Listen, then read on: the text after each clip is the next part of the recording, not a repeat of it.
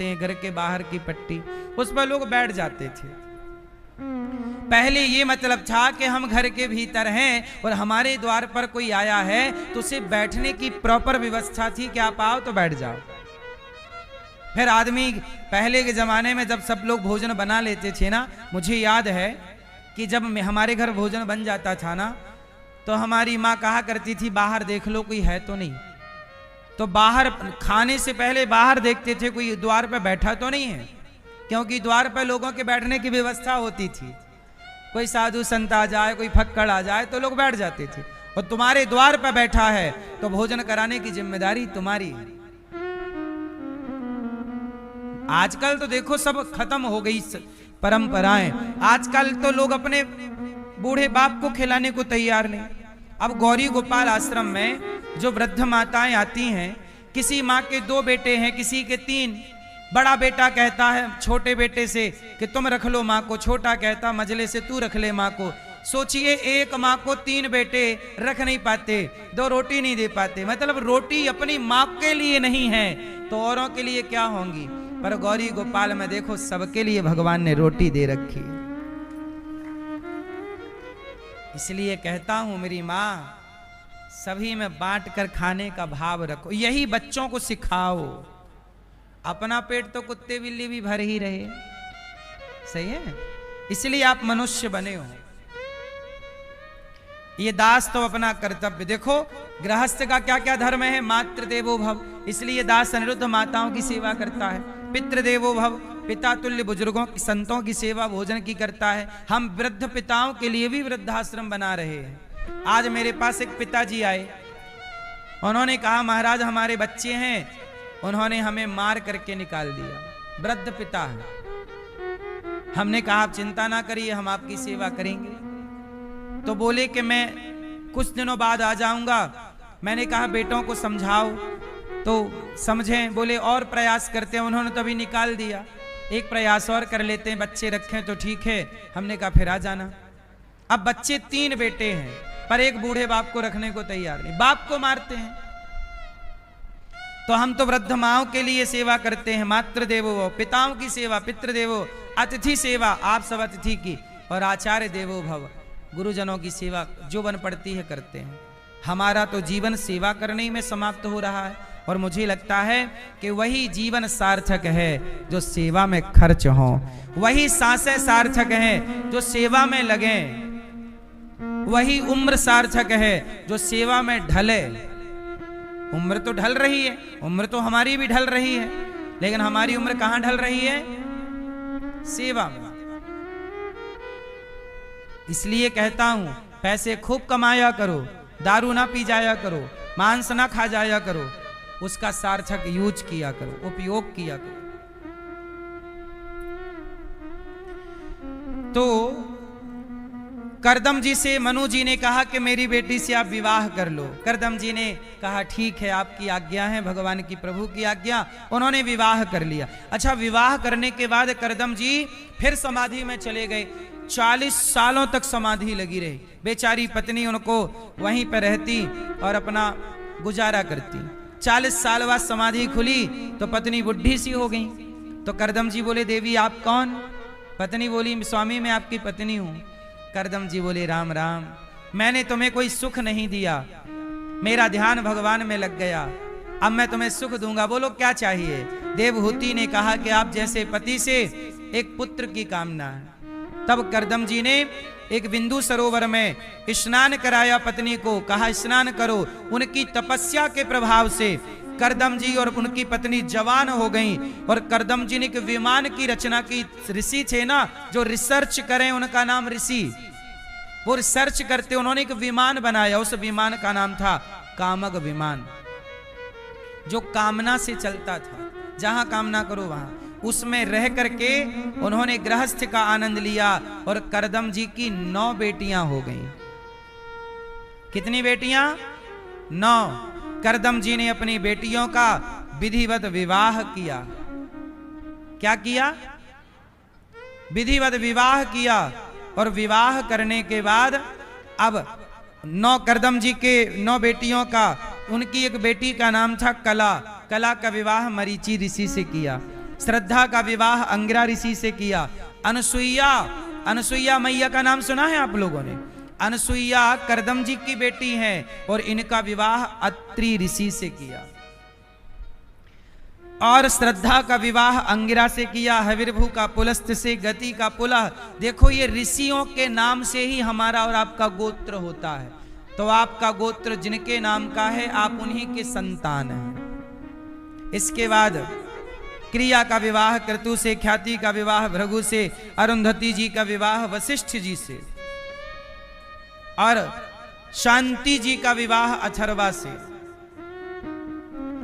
ये करदम जी की 9 बेटियों का विवाह हुआ।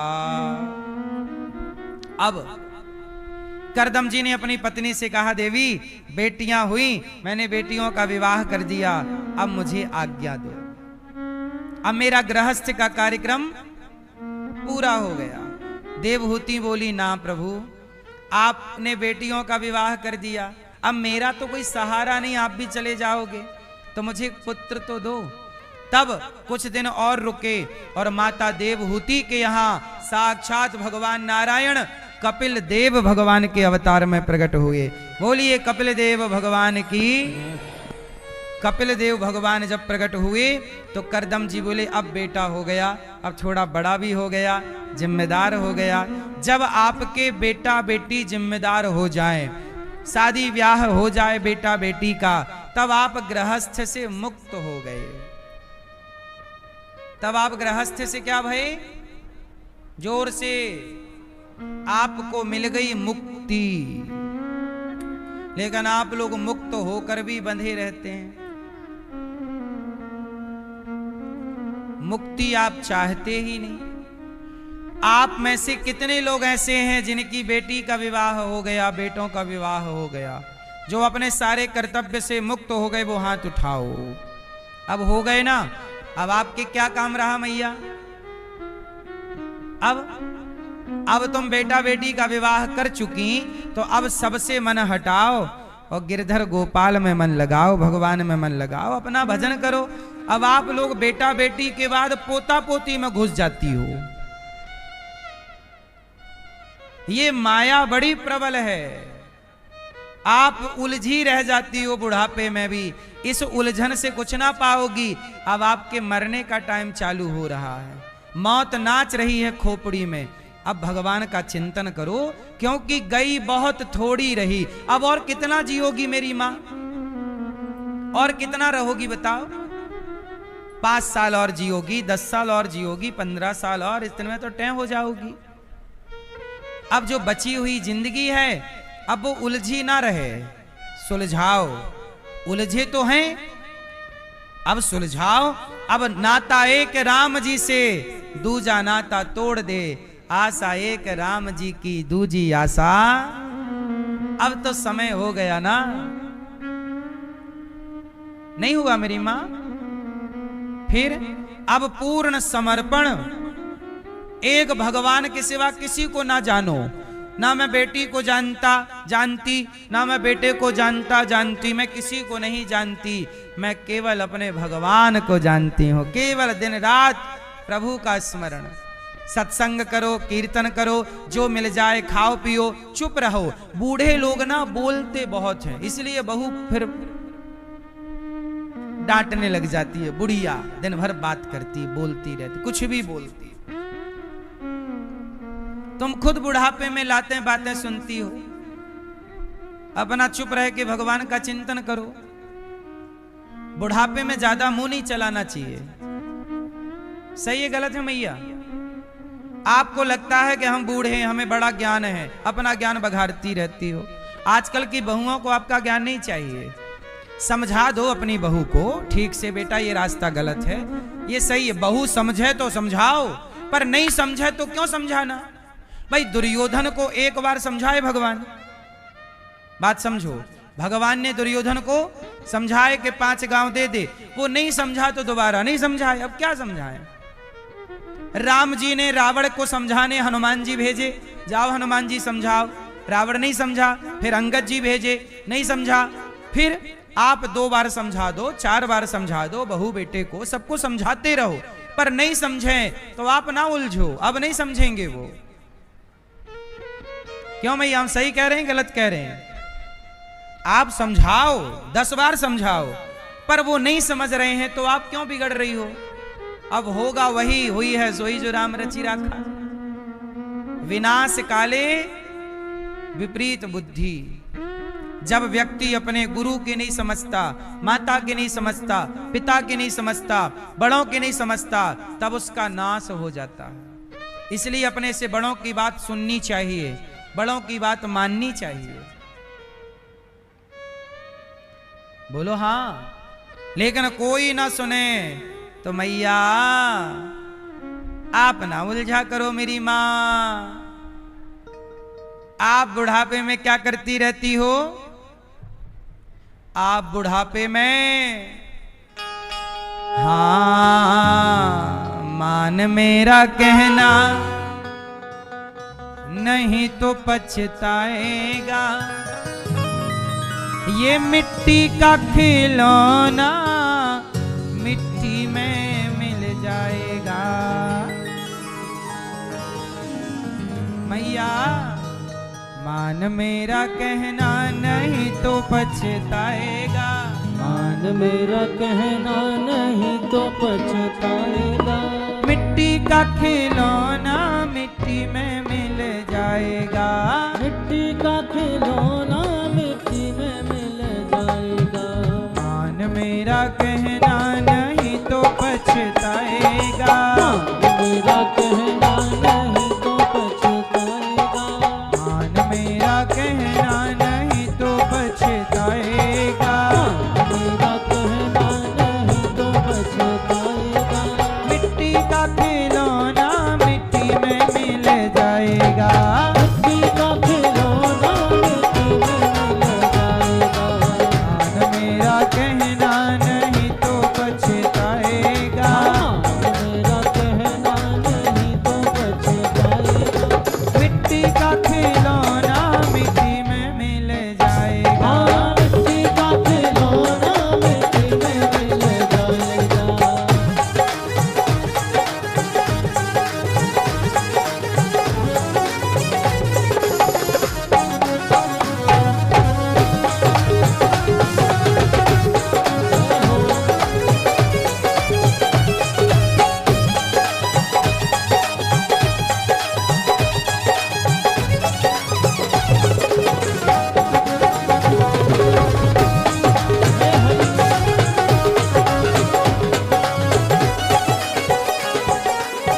मैया सुनो।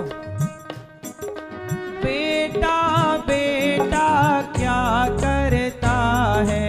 बेटा बेटा क्या करता है? अब ये उम्र बेटा बेटा करने की नहीं।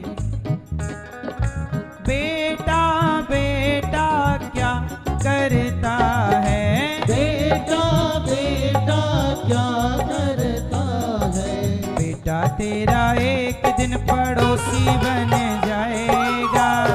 तेरा एक दिन पड़ोसी बन जाएगा। दुल्हन आने दो, दुल्हन आएगी वो अपना उसको लेके अलग हो जाएगा। तुम रह जाओगी अकेले की अकेले। इसलिए ज्यादा बच्चों में दिल ना लगाओ, क्योंकि ये सब परदेसी हैं। बेटा तेरा एक दिन पड़ोसी बन जाएगा। तेरा एक दिन पड़ोसी बन जाएगा। मिट्टी का खिलौना मिट्टी में मिल जाएगा। मिट्टी का खिलौना मिट्टी में मिल जाएगा। मान मेरा कहना नहीं तो पछताएगा। मान मेरा कहना नहीं तो पछताएगा। मिट्टी का खिलौना मिट्टी में मिल जाएगा।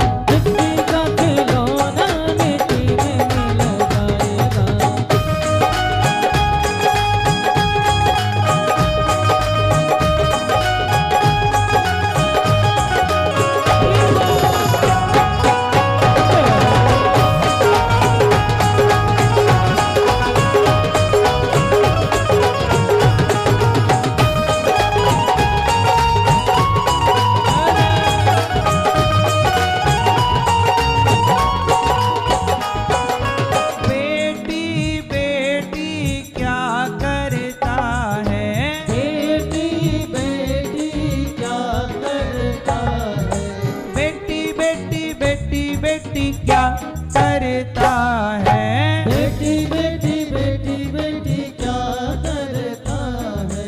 भैया अब तो ना बेटा बेटा और ना बेटी बेटी, क्या करोगी?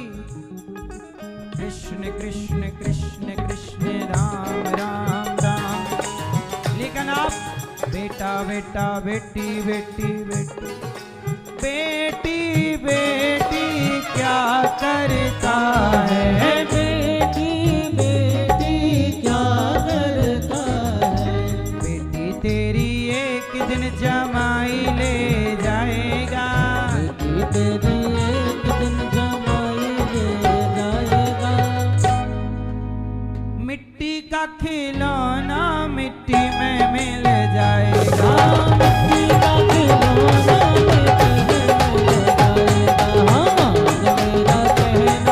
नहीं तो पछताएगा। मान मेरा कहना नहीं तो पछताएगा। मिट्टी का खिलौना मिट्टी में मिल जाएगा। मिट्टी का खिलौना मिट्टी में मिल जाएगा।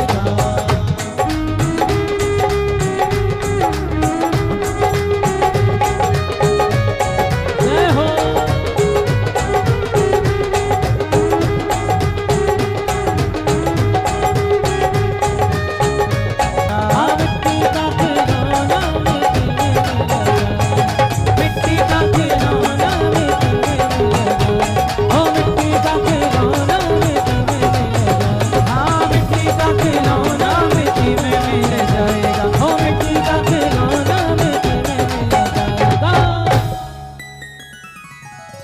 मैया मैया बैठ जाओ मेरी माँ।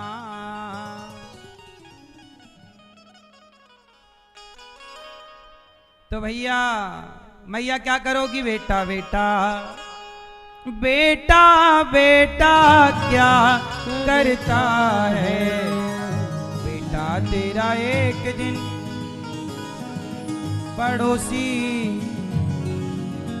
पड़ोस में रहता है बेटा। अब माँ के साथ नहीं, बेटा तेरा एक दिन पड़ोसी। क्यों ये बात सही है कि हम गलत कुछ कह रहे हैं? शादी के बाद बच्चे बदल जाते हैं। बोलो हाँ कि ना? नहीं। ओ बेटी बेटी क्या करता है। बेटी तेरी एक दिन जमाई ले जाएगा। मैया आप लोग बहुत फोन लगाती हो बेटी को। वह खा लिया? हाँ क्या कर रही हो? बेटी को भी आप वहां खुश रहने कहाँ देती हो? दिन भर फोन लगाती हो। मैया इतना ना लगाया करो, उसको खुश रहने दो वहां। आप ना अपनी बहू से बात नहीं करती हो। जितनी बात जितने प्यार से बेटी से बात करती हो, इतने प्यार से बहू से बात करती तो बहू ही बेटी हो जाती हो, तुम्हारा जीवन स्वर्ग हो जाता। इतनी इतनी सी बातें कौन समझाए? तो ना बेटी काम आएगी ना। इसलिए भगवान का भजन करते हुए मैया बेटा बेटी की जिम्मेदारी पूरी करो और प्रेम से अपने आप को समर्पित कर दो। तुम्हें सौंपता हूँ अमानत तुम्हारी। तुम्हें सौंपता हूँ अमानत। ये जीवन प्रभु किसका दिया? जीवन आपका। तो जीवन जब आपने दिया तो अब जीवन भगवान को आप सौंप दो। अब बुढ़ापा आ गया, अब सौंप दिया इस जीवन का सब भार तुम्हारे हाथों में। तुम्हें सौंपता हूँ अमानत तुम्हारी। सौंप दो कपिल भगवान ने, करदम जी चले गए तपस्या में। करदम जी के बाद कपिल भगवान जी ने अपनी मां को ज्ञान दिया। मां ने कहा कि मेरा मन कैसे वश में हो। तब मां देवहूति ने कहा, हे तम त्वागताहं शरणं शरण्यं स्वभृत्य संसार तरो कुठारम। हे प्रभु, हम आपकी शरण में हैं, हमारी रक्षा कीजिए। तम त्वागताहं शरणं शरण्यम। शरणागति माता देवहूति ने की। कहा, प्रभु मेरा मन बड़ा चंचल है, मैं क्या करूं। आज कपिल भगवान जी ने अपनी मां को जो ज्ञान दिया, इसी ज्ञान को कहते हैं सांख्य उपदेश। सांख्य का ज्ञान, सांख्य शास्त्र। कपिल भगवान जी ने कहा, मां तितिक्षवः कारुणिकाः सुहृदः सर्वदेहिनां अजात शत्रवः शांता साधवः साधुभूषणः। तितिक्षवः, सब में भगवान का, सब संतों में भगवान का दर्शन करो, सहनशील बनो, शांत बनो। और अहम सर्वेषु भूतेषु भूतात्मा वस्थितः सदा। अच्छा मैया एक बात बताओ, भगवान कहाँ हैं? आप में से कितने लोगों ने भगवान को देखा है? जिन्होंने भगवान को देखा है वो हाथ उठाएं, और जिन्होंने नहीं देखा वो लोग हाथ उठाएं। जिन्होंने नहीं देखा वो हाथ उठाएं। उठाओ हाथ, और नहीं देखा तो हाथ उठा लो, उसमें क्या है। आपने भगवान को नहीं देखा? आपने भी नहीं देखा। आपने भगवान को देखा है? नहीं देखा। जितने लोगों ने नहीं देखा वो हाथ उठाएं। सब लोग अच्छे से उठाओ, उसमें डरने की क्या बात है, कोई दंड थोड़ी मिल रहा है। सुनो, आपने भगवान को नहीं देखा। अच्छा, आप कभी मंदिर गए हो? तो मंदिर गए थे, सच बताओ, किसे देखने गए थे? देखने गए थे? अच्छा, मंदिर में किसे देखने गए थे? भगवान को। तो आपको मिले थे कि नहीं? आंख बंद करके देखा था। लो, पत्नी देखने गए थे तो आंख बंद करके देखी थी, शादी नहीं की। भैया, आपने भगवान को नहीं देखा? हाथ तो उठा रहे थे, नहीं देखा। आपने देखने वाले में हाथ उठाया। अच्छा, ये उन्होंने हाथ उठाया था। आपने भगवान को नहीं देखा? मंदिर गए हो, किसे देखने गए थे? हैं? भगवान को देखने गए थे मंदिर, तो फिर देखा कि नहीं मंदिर में? जलेबी ना पकाओ, सीधा बताओ हमें सीधी बात समझ आती है, टेढ़ी टापटी बात हम नहीं करते। बताओ, भगवान को आपने मंदिर में देखा कि नहीं? अच्छा, जिनको देखा था वो भगवान नहीं थे, वो पत्थर की मूर्ति थी। क्यों? यही कहना चाहते हो? यदि आपको ये विश्वास है कि वो पत्थर मूर्ति है, पत्थर की है, भगवान नहीं है, तो फिर मंदिर गए क्यों पैसा वैसा खर्च किया? जब आप ये विश्वास रखते हैं कि ये भगवान नहीं है, तो जब भगवान नहीं है तो मंदिर जाने की जरूरत नहीं है। भगवान, आप सब कहते हैं आपने भगवान को नहीं देखा। अरे भाई, एक बात बताओ, मिश्री में मिठास है या नहीं? क्या देख पाते हो? बोलो। जब मिश्री मुंह पे रखोगे तब ना मिठास का अनुभव होगा। बिना खाए मिश्री जब मिठास का अनुभव नहीं हो सकता, तो बिना प्रेम के, बिना भक्ति के भगवान का अनुभव कैसे होगा? जब भक्ति से शून्य हो, प्रेम से शून्य हो, तो भगवान कैसे नजर आएंगे? आप मंदिर गए, और आपको एक बात और मैं समझा दूं कि आप कह रहे हो ना मैंने भगवान को नहीं देखा, सब लोग देखते हैं भगवान को। ये कौन है बताओ? आपके घर में गोपाल जी हैं, बिहारी जी हैं, मंदिर में भगवान बैठे, कौन है वो? आप पत्थर मानते हो तो क्यों जाते हो? और भगवान मानते हो तो फिर ये क्यों कहते हो कि हमने भगवान को नहीं देखा? अच्छा एक बात बताओ, प्रहलाद के लिए भगवान कहां से प्रकट हुए थे? उत्तर दो भैया। खंबे से। क्यों प्रकट हुए हैं? क्यों? क्योंकि प्रहलाद को विश्वास है, प्रहलाद को यह विश्वास है कि मेरे परमात्मा तो कण कण में रहते हैं, मेरे भगवान तो सब जगह रहते हैं। पर हिरण्यकश्यप बोला कि तेरा भगवान सब जगह है तो मुझे क्यों नहीं दिखता? प्रहलाद जी बोले कि नहीं दिखता। अच्छा ये बताओ, आपको कभी दर्द हुआ है? सिर में, पांव में, हाथ में, पेट में, पीठ में? क्यों दर्द हुआ?